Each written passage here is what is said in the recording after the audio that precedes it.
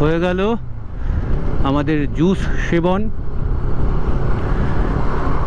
এখন আবার আমরা চলেছি। আগের বার খেয়েছিলাম আখের রস,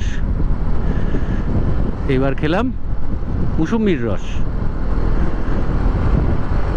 বেশ রিফ্রেশিং, একটু টক কিন্তু খেয়ে বেশ ভালো লাগছে। চলুন।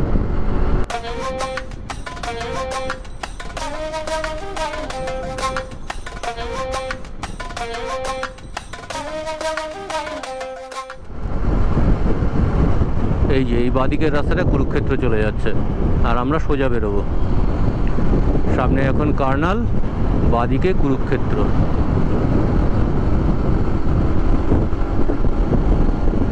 মোটামুটি 325-30 কিলোমিটার মতন চালিয়ে ফেলেছি। এখান থেকে কার্নাল হচ্ছে 30 কিলোমিটার, পানিপথ 64 কিলোমিটার, সোনিপথ 109, দিল্লি 154। হ্যাঁ, সোনিপথ গিয়ে যদি পোষায় তাহলে দিল্লিটাকেও ক্রস করে নেবো আজকেই।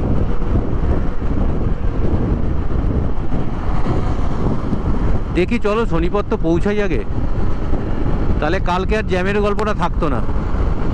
এখন কখন পৌঁছাই তার উপরে অনেক কিছু। এইখান থেকে কার্নাল ডিস্ট্রিক্ট শুরু হচ্ছে, কিন্তু কার্নাল সিটি এখনো প্রায় 30 কিলোমিটার দূরে।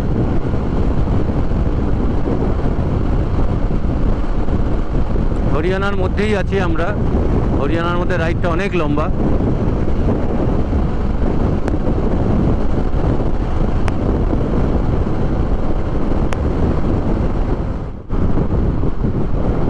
Municipal corporation Karnal welcomes you. Karnal সিটির এরিয়াতে ঢুকে পড়েছি।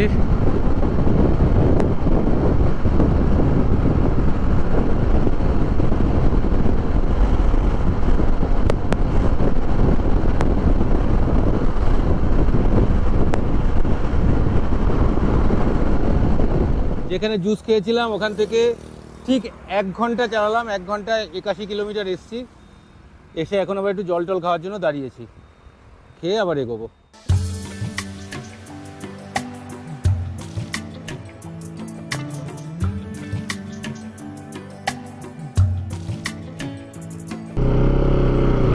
হয়ে গেল একটা 5 মিনিটের ব্রেক। পুরো রাস্তাটা একদম রোদে ভর্তি।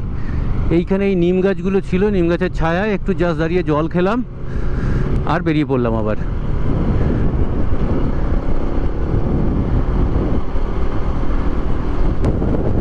দাঁড়ানোর বিশেষ জায়গা ছিল না, লরিগুলো হুস হুস করে যাচ্ছিল, বেশ ভয়ই লাগছিল দাঁড়িয়ে থাকতে। আচ্ছা, পানিপথ এখান থেকে 24, সোনিপথ 73, দিল্লি 115। এখন বাজে 4:25।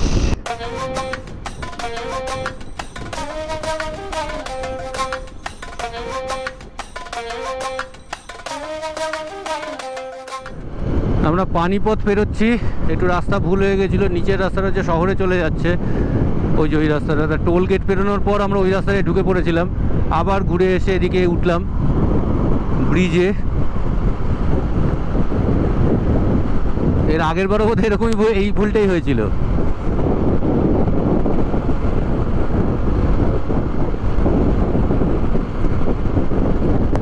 পানিপথের প্রথম যুদ্ধ 1526। 2022-এর লাদাখ রাইডের সময় বাড়ি থেকে বেরিয়ে তৃতীয় দিন আমরা পানিপথে রাত্রিবাস করেছিলাম এই হোটেলটাতে। এই যে ইন্ডিয়ান অয়েলের এটা দেখা যাচ্ছে, এর সঙ্গে যে হোটেলটা, এইখানে ছিলাম। পেট্রোল পাম্পটাও ওদেরই।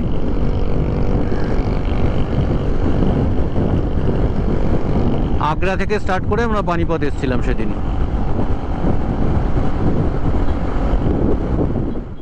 এখান থেকে দিল্লি 82,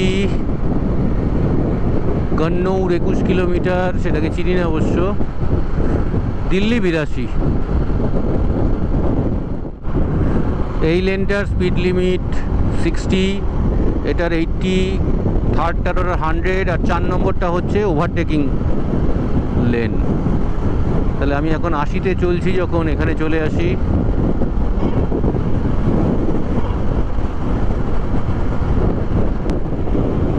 এখান থেকে 70-72 কিলোমিটার দূর এখনো। আমরা পানিপথ আর সোনিপথের মাঝামাঝি কোথাও একটা আছি। বৃষ্টি শুরু হয়ে গেছে, টিপ টিপ করে বৃষ্টি পড়ছে, খুব জোরে নয় অবশ্য। সোনিপথ এখান থেকে 38 কিলোমিটার এখনো। দেখি কোথাও একটু দাঁড়াতে হবে, গোপ্রোটা ঢোকাবো যদি বৃষ্টি বাড়ে। এখন বাজে 5:45, মারাত্মক রোদ এখনো, হ্যাঁ অনেকটাই ওপরে রয়েছে সূর্য।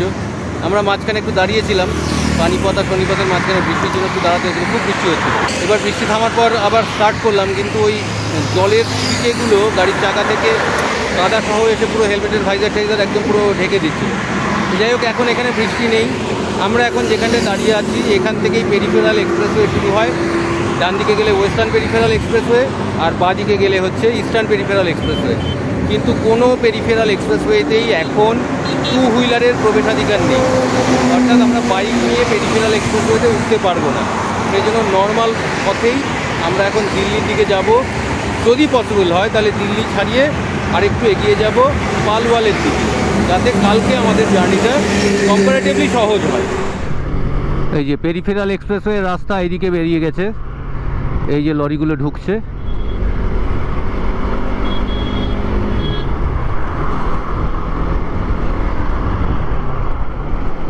কিন্তু বাইক নিয়ে এখানে এই যে গাড়িটা ঢুকছে, এটা পেরিফেরাল এক্সপ্রেসওয়ের রাস্তা, কিন্তু এখান দিয়ে আমাদের ঢুকতে দেবে না, তাই আমরা সোজা বেরোচ্ছি। আগের বার ওই পেট্রোল পাম্পটা থেকে তেল ভরেছিলাম, ওই যে ইন্ডিয়ান অয়েলের পেট্রোল পাম্পটা।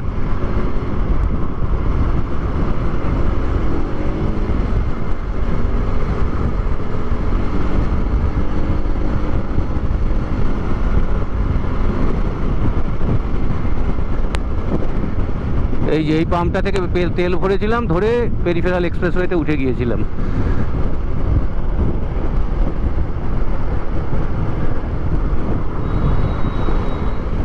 ইন্দিরা গান্ধী এয়ারপোর্ট সোজা, দিল্লি সোজা, ফরিদাবাদ সোজা, আর নারেলা এই বাদিকে, এই যে গাড়িটা ঢুকছে এইদিকে।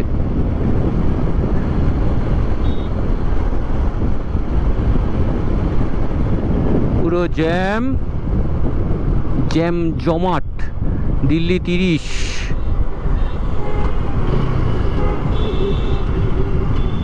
পুরো জ্যামে আটকে আছি।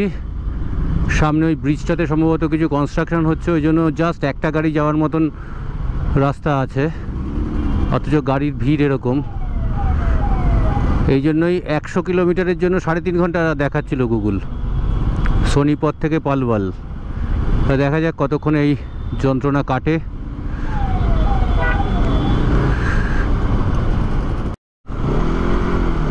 এই যে এই ব্রিজটা ভেঙে গেছে, এইখানটায় কনস্ট্রাকশন হচ্ছে, এই জন্য এটা সরু হয়ে গেছে অনেক এখন, এর ফলেই যত জ্যাম।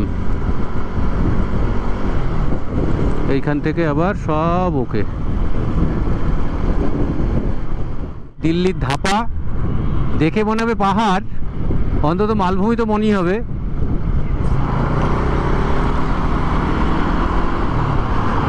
প্রায় 10 ঘন্টা হলো আমরা স্টার্ট করেছি। খাওয়ার জন্য 45 মিনিট মতন ব্রেক নিয়েছিলাম একবার বিলাসপুরের কাছে। এই সময়ে আমরা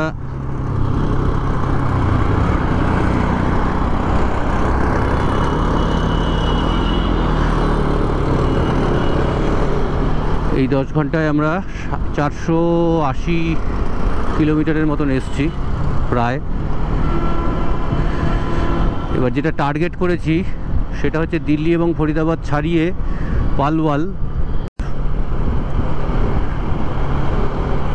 পালওয়াল থেকে যমুনা এক্সপ্রেসওয়েটা ধরা সহজ হবে।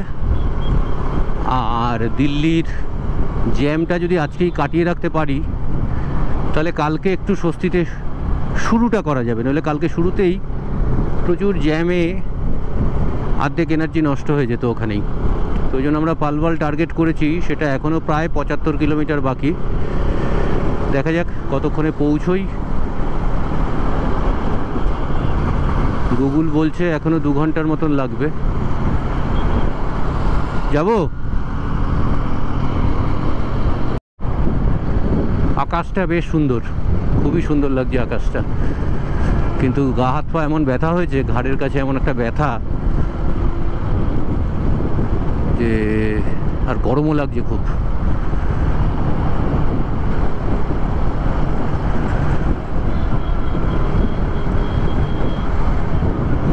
ওই জন্য একটু কষ্ট হচ্ছে চালাতে এখন।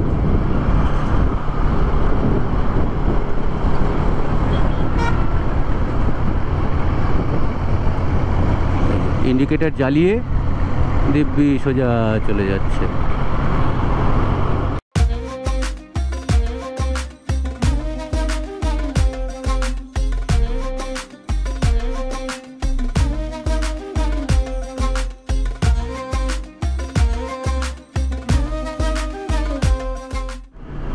পেরিফেরাল এক্সপ্রেসওয়েতে উঠতে না পারার শাস্তি এটা। নয়ডা সোজা, ইন্ডিয়া গেট বাদিকে, ভারত মণ্ডপম পার্কিং তাও বাদিকে,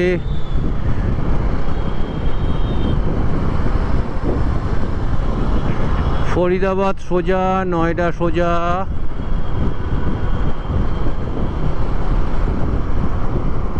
ডিএম এক্সপ্রেসওয়ে সেটাও সোজা।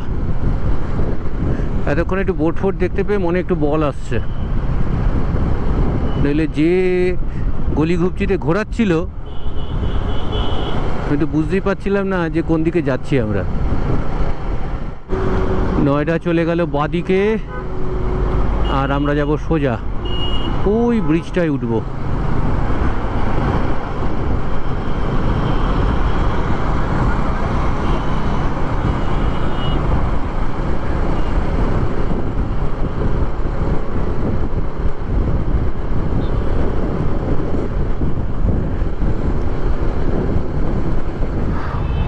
এখনো আটকেই আছি, 7:25।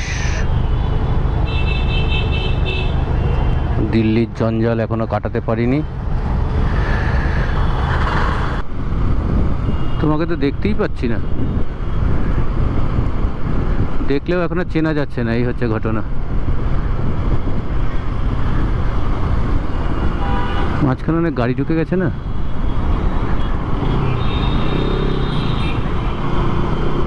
এই হাতের তালুগুলো না পুরো ব্যথা হয়ে গেছে ক্লাচ আর ব্রেক চাপতে চাপতে।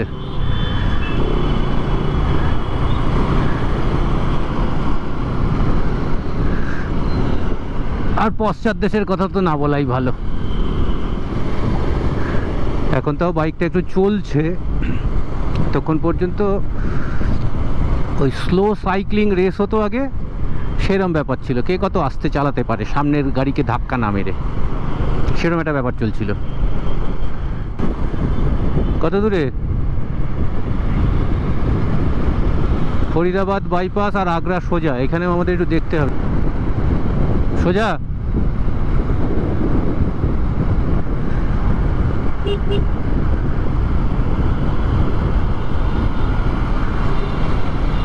ও সোজা তো টোল, আমরা তো বাদিকে যাব, আমাদের তো এক্সেপশনাল লাইন।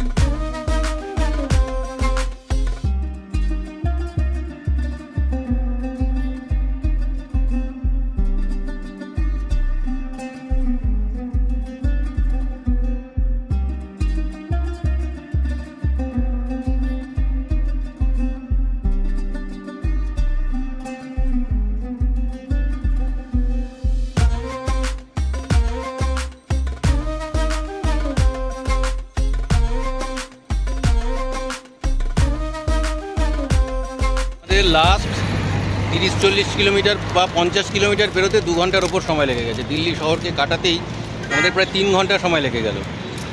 এখন এই দাঁড়িয়েছে, এখন আর পালওয়াল ওই 15-16 কিলোমিটার মতন বাকি।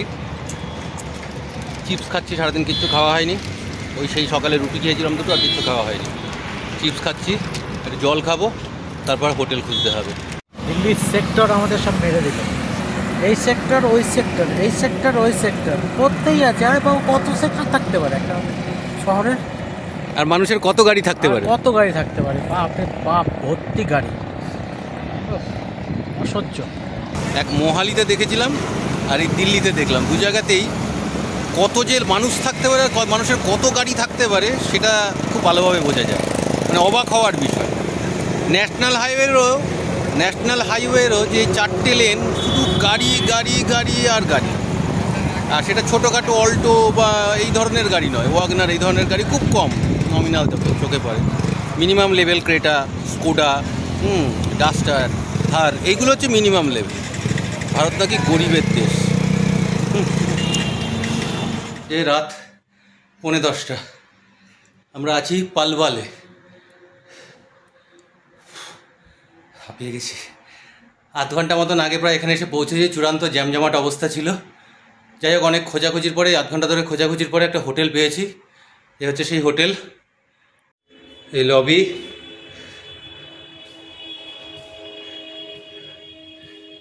বিছানা, একটা সোফা দেওয়া আছে, এই ওয়াশরুমে আবার পর্দা দেওয়া আছে। ওরে বাবারে, গিজার নেই, যদিও লাগবে না আমাদের, মোটামুটি আর কি। আর এসি ঘর, এটা সম্ভবত ব্যালকনি, জানি না যাওয়া যায় কি না, যাওয়ার ইচ্ছেও নেই। তারা দেখছেন তো কী অবস্থা, কথা বলার মতন অবস্থাতে নেই। আজকের এপিসোডটা এখানেই শেষ করছি। দেখা হবে নেক্সট এপিসোডে, আমাদের এই পালওয়াল থেকে কলকাতার দিকে যাত্রার পরবর্তী এপিসোড নিয়ে। ভালো থাকবেন সবাই, শুভরাত্রি।